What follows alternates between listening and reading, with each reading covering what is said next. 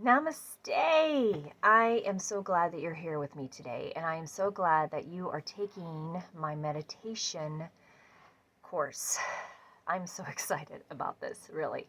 So this is your introduction video. Let me tell you a little bit about myself. My name is Crystal LaFay. I am your teacher, your guide along this meditation journey, and I am here to tell you that if you think you can't meditate, you can. And my goal through this series of videos is to show you how you can in different ways, and to let you know that everybody meditates differently. Everybody comes at this class from a different level. So it doesn't matter if you've been meditating forever or if you've never meditated. This class is for you. I am just so excited about the class. Anyways, so let me tell you a little bit about my journey with meditation. So I have a 24-year-old son. I'm 46 years old. And my son, when he was about 7 years old, he was in elementary school. And this is where it all began for meditation for me. Now, back then, I was not a very positive person. I was sick a lot. I was really focusing more on the negative and the woe is me type of story. And I had just been divorced, and I was remarried, and I just had a little baby girl, and my son, he was just in the mix of all this. And so he was struggling. He was really struggling, and he was struggling because his mom was struggling. And so I had a wake-up call, and I needed to find something that would help my son. And it ended up helping me, and now I use it to help others.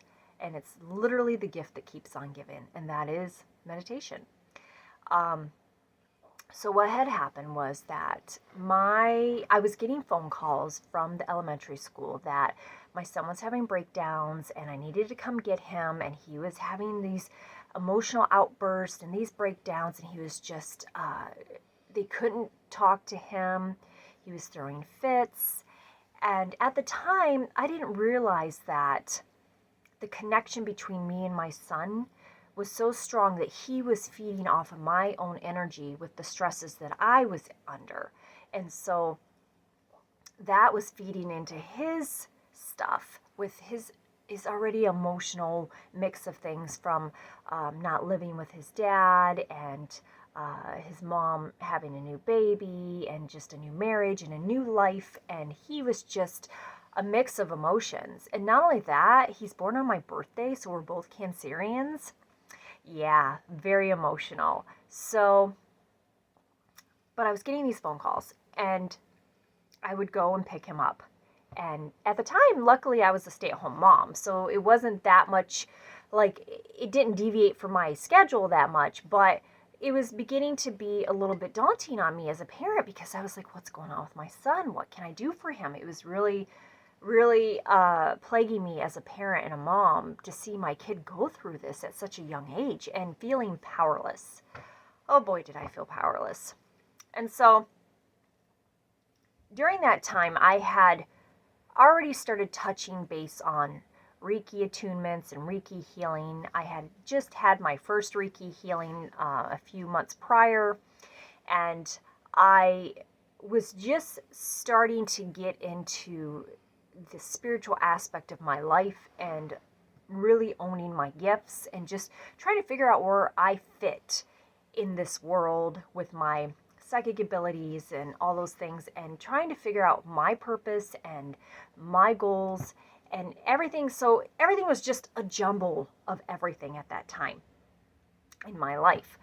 And so I would go get my son, bring him home, he would calm down, everything would be fine, and then I'd take him back to school the next day, and it would cycle. We just kept going through this cycle. And I was like, what can I do for my kid? How can I help him? They had suggested that he had ADHD. Don't they always do that? That's their first thing, is to suggest that our kids have ADHD, which could be a thing. Absolutely. I'm not in denial that, my husband has ADHD. I now have ADHD from a brain injury. So it is a thing. But at that time, with my son being so young, I didn't feel that it was ADHD. Oh, it's getting warm in here. I'm gonna have to take some of this stuff off. So I didn't feel that he had ADHD, and I wasn't comfortable with putting him on any type of pharmaceutical drugs, because I had come from a background where when I was younger, my mom had put me on pharmaceutical drugs. I was on lithium and Prozac and all kinds of different antidepressants. By the time I was 15 years old, I had been through multiple different pharmaceutical drugs, and none of them helped me. They just masked the symptoms that I was going through, and it was like a Band-Aid effect. Once I went off them, everything went, nuts. I had to find that balance. So anyways, I didn't want my son to experience that, especially at a young age. And I also knew that kids' brains at young ages are they're forming, and they're soaking in everything, and there is this magical thing going on in their brains where they're growing and learning, and it's forming. Their brain is forming. And at that age, at 7 years old, I didn't want to put him on pharmaceutical drugs, and I knew that it could change his brain chemistry forever, because I had still been struggling from how my brain chemistry had changed from the pharmaceutical drugs from the past. Now, this is not a spew about not doing pharmaceutical drugs for mental health or anything like that. If that's your path, if you choose to take pharmaceutical drugs for your mental health, then I absolutely support you in that. If that's what you need to do, and if you feel that your child needs that, that's your choice. Absolutely do what's best for you and your family. I'm just telling from my perspective and what I did for my family. So anyways, and disclaimer, I'm not a doctor. I'm not a psychiatrist. I always, anytime that you try any type of new supplement or any type of new therapy, make sure you consult with your therapist if you have one, or consult with your doctor if you have one, or your holistic doctor, or your holistic practitioner. Always consult with them. So at this point, if you're here with me right now, I would assume that you have already consulted. Okay. So back to the story. The school had told me they thought he had ADHD and wanted me to put him on something to keep him calm, to calm him down. And I didn't want to do that. I was not willing to do that to my kid. It just wasn't. It did not fit well with me. And at that time, I was really starting to understand my own intuition. And my intuition just said, no, absolutely not. So I began to search out alternatives, different things. And if you know me, I'm a researcher, and I research everything, and I love to learn. And so I was just learning about all these different things. I already knew that my son was an indigo child. I already knew that he was an empath. And I already knew that he had some abilities because, it runs in our family. So I already knew all that. And so I needed to figure out how to help him balance everything. Plus with everything else that was going on, his human emotions and the human circumstances that we were under. So I had to figure all that out. And so I just dove in, and I just kept researching. And what kept coming up was meditation. And I went, well, can't hurt anything. Might as well try it, right? And at that time, I hadn't even done meditation. Like, I'd heard about it, but I never really did it. So I was like, ooh, how am I going to teach him meditation if I don't even know how? So I learned first, and then I taught my son. So I worked with the school. If you can call it working, I had meetings with them, and I explained to them my plan and what I was going to do. And I wanted, I needed their understanding that this would take, it would take time, and that they would have to help me out in a sense, that I would implement teaching my son these meditation exercises for him, and that he should be allowed to use these techniques at school if he needed them, because basically we wanted to get him out of that emotional breakdown state. And so he needed tools to do that, and I needed to learn the tools first to help him. And I needed the school to understand that this is what we're doing. And I really didn't give the school a choice. I just basically said, as his mother, and this is what we're doing. I'm not putting him on drugs, and I'm not against counseling, so I definitely put him into counseling with a therapist at that time, and with their understanding as well what the process was with the meditation, and that we were going to try this and see if this would work, and if it didn't, then we would figure out something else. So I learned meditation. I was schooled in transcendental meditation, mindfulness meditation, to begin with, guided meditations, and I really had to figure out how I was going to teach my rambunctious son how to meditate, right? You think, well, my kid's bouncing off the walls, or I'm bouncing off the walls. How am I ever going to, be still enough to meditate? A little secret, you don't have to be still to meditate. Yep. And we're going to learn about that, because I got like all kinds of different meditations that we're going to do, and you're going to be surprised at the fact that you don't have to be still to meditate. Not all the time. You can be, but you don't have to be. So I started off with 2 minutes. I set a timer with my son, and I explained to him what we were going to do, and we start off with breath work, and it's just breathing. It's basically what we did. We just breathe. We breathe for 2 minutes, and we just breathe.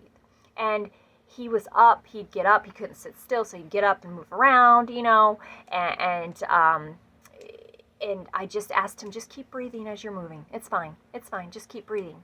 And then we would get up together and start moving around the house. Just breathe, just breathe.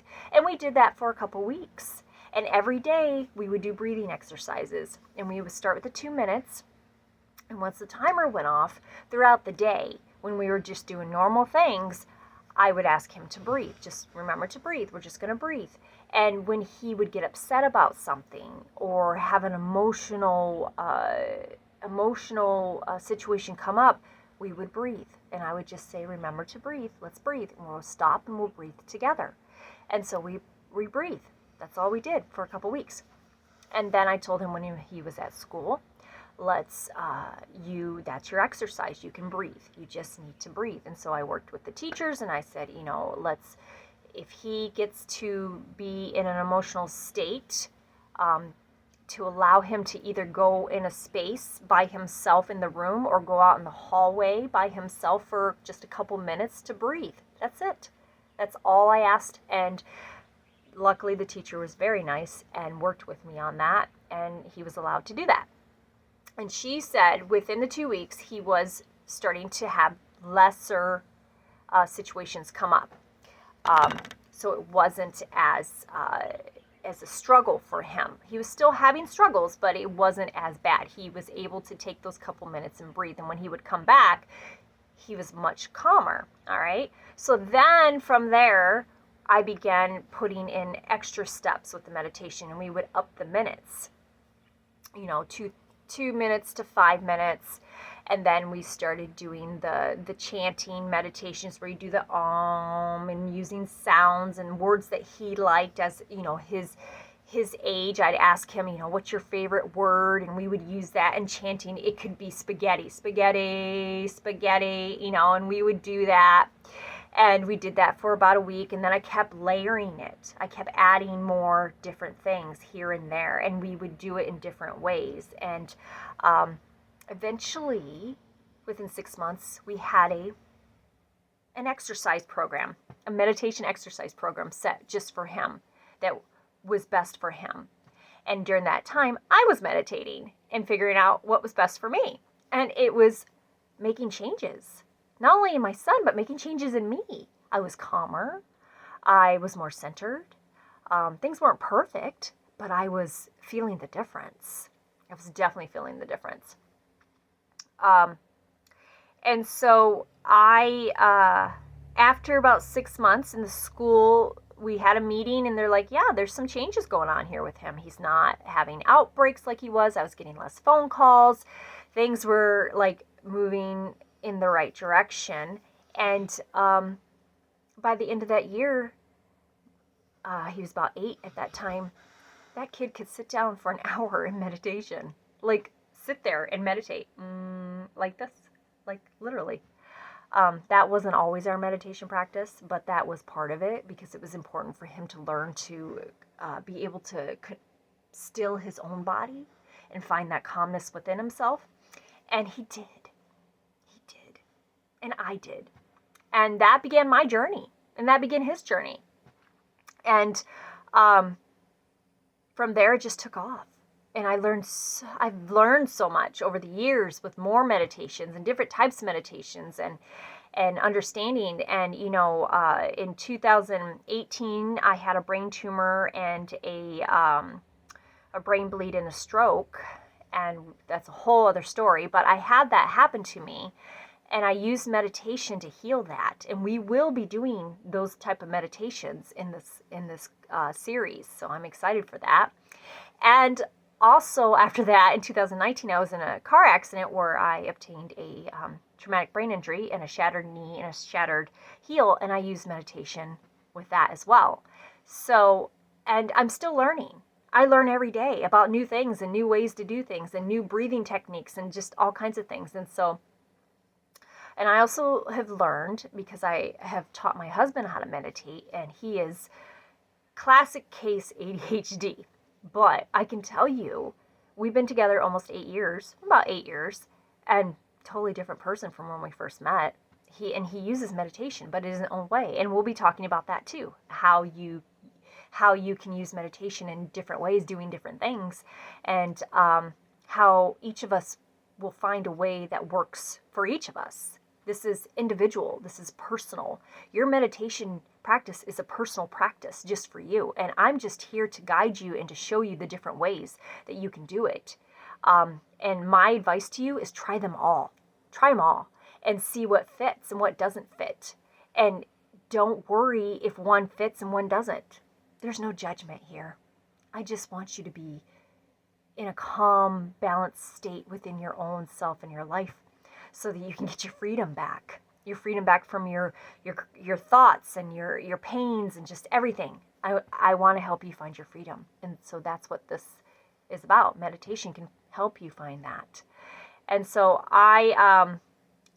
so I've taught many meditation classes, and I love meditation. It's just my go-to, my one thing that I absolutely love. And when people ask me all the time, like, how did you heal yourself? Or how do you maintain so calm? You know, I was a certified nurse assistant for 10 years, and I was probably one of the calmest ones when we were the most chaotic. And people would be like, how did you do that?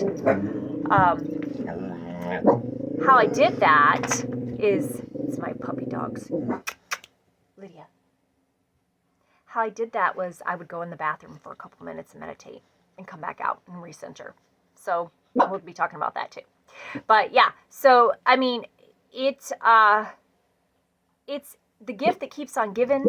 It's a tool that you want in your toolbox. Lydia, it's okay. It's okay. You're going to want in your toolbox for the rest of your life. It's something that you'll use forever. And it's something that can make dramatic changes in a very subtle, gentle way. And with consistency and dedication, it can work for you. And if you say that you can't meditate, it can really work for you. So I am excited to begin this course with you, this series of videos, and I hope that it finds you well. And let's do this. Welcome. Welcome to your sacred space. Welcome to your meditation space. And let's get meditating.